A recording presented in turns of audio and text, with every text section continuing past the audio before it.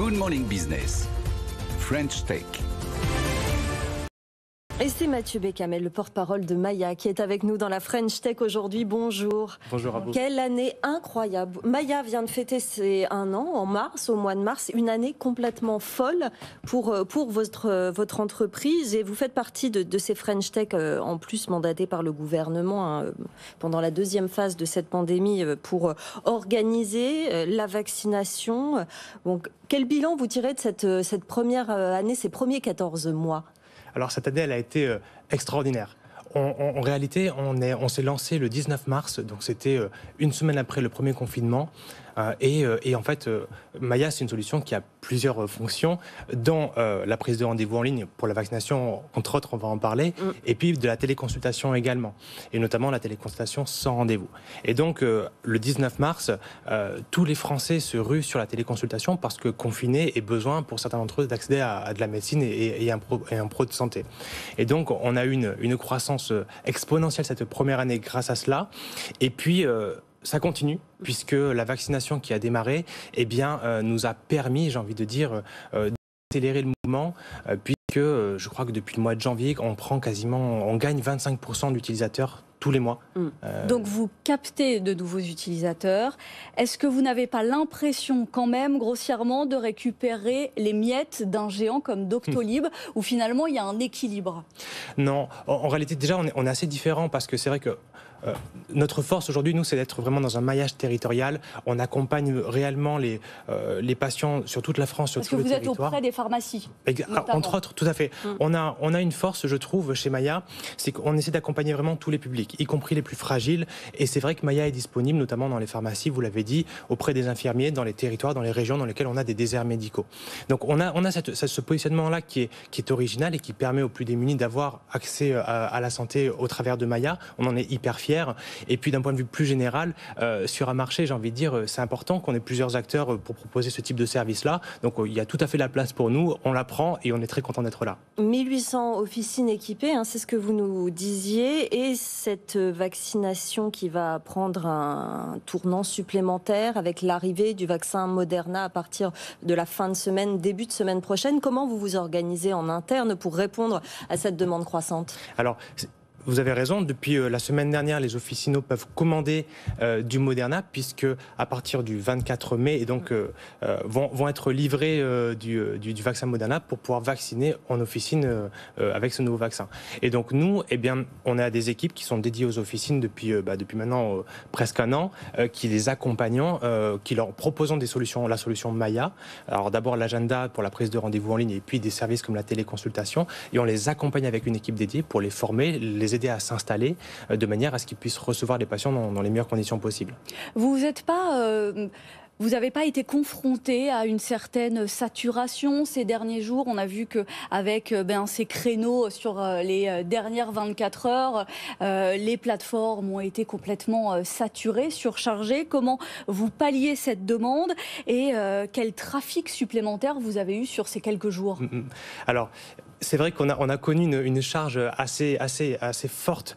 Vous avez raison, dès lors qu'on a pu ouvrir la vaccination à tout le monde sur les créneaux restants, on a une chance incroyable chez Maya, c'est que Maya, c'est une solution d'un grand groupe français qui s'appelle CGDIM, qui est leader de l'informatique médicale depuis près de 50 ans.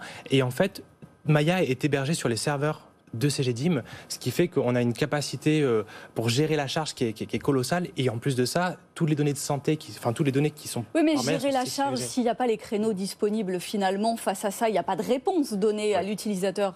Alors, ce qui est vrai, c'est qu'en tout cas pour la population déduite à 50, parce que la cible encore aujourd'hui, c'est les plus de 55 ans. Ça va bientôt changer.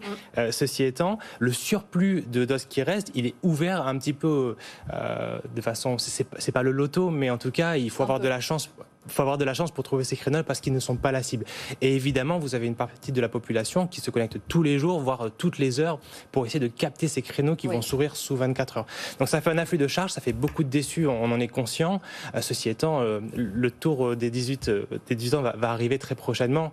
Donc on s'attend à nouveau à une surcharge qu'on va pouvoir absorber, mais qui va pouvoir réduire la frustration, puisqu'il y aura cette fois-ci des créneaux pour tout le monde. Vous dites qu'il y a de la place pour tout le monde, que ce soit vos concurrents, vous, Doctolib, Keldoc, Maya, mais c'est à l'avenir en fait que c'est inquiétant parce que là évidemment on est dans une période où, comme vous le dites, il y a une énorme demande en raison de l'actualité et de la vaccination, mais est-ce que c'est pas inquiétant pour la suite? On a aussi comme en tant qu'utilisateur comme moyen Covid Tracker, Vitmados, Chronodos, ça fait énormément de portes d'entrée vers la vaccination. À la fin, qui va rester? C'est ça aussi, dans 1 an, dans 2 ans, ça donne quoi?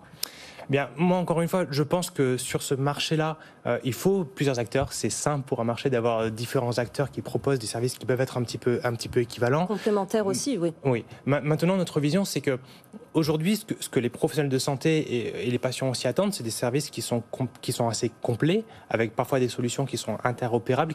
Je pense à un médecin notamment qui peut avoir un logiciel de cabinet, qui a besoin que sa solution d'agenda soit branchée sur son logiciel de cabinet pour pas faire de la double saisie de patients et des choses comme ça. Et aujourd'hui, je pense que dans une temporalité moyen terme, les seules solutions qui proposent du booking en ligne, qui n'ont pas d'autres fonctionnalités qui permettent de faciliter la vie des médecins et des soignants, vont avoir du mal à se maintenir à flot. Et donc ne vont peut-être rester que les acteurs qui vont avoir cette capacité, je dirais, à proposer un écosystème de santé global aux Français et aux soignants. Et c'est le cas de Maya aujourd'hui avec le groupe CGDIM. Ça a donc été un accélérateur de business, on l'a vu, on parle beaucoup de ces initiatives privées comme vous au cœur de la stratégie vaccinale, mais derrière il y a quand même une facture qui est remise à l'État. Je crois que c'est mensuellement, il y a un chiffrage qui est fait de l'ordre souvent du confidentiel, on ne sait pas trop combien ça coûte et quelle facture est remise. Est-ce que ça vous offre toutefois la rentabilité ? Absolument pas. La démarche de la vaccination, elle n'est pas rentable pour nous. On le fait parce que déjà, on est hyper fiers de pouvoir participer à cet effort collectif de la vaccination. Évidemment, en toute humilité, c'est vrai que pour nous aussi, c'est une manière de se faire connaître aussi, parce que Maya, on a 1 an, donc on est encore en quête de notoriété. Ceci étant, c'est pas une opération sur laquelle on va gagner de l'argent, très clairement. Et c'est un accord qui est fait au cas par cas, plateforme par plateforme avec l'État ? Alors, c'est négocié avec des centrales, si vous voulez, il y a des prix qui sont définis à l'avance, qui arrangent un peu tout le monde, et puis voilà. Mais encore une fois, c'est pas une opération financièrement saine, mais c'est pas le but de la manœuvre, très clairement. Merci beaucoup, Mathieu Bécamel, porte-parole de Maya, d'être venu ce matin dans Good Morning Business.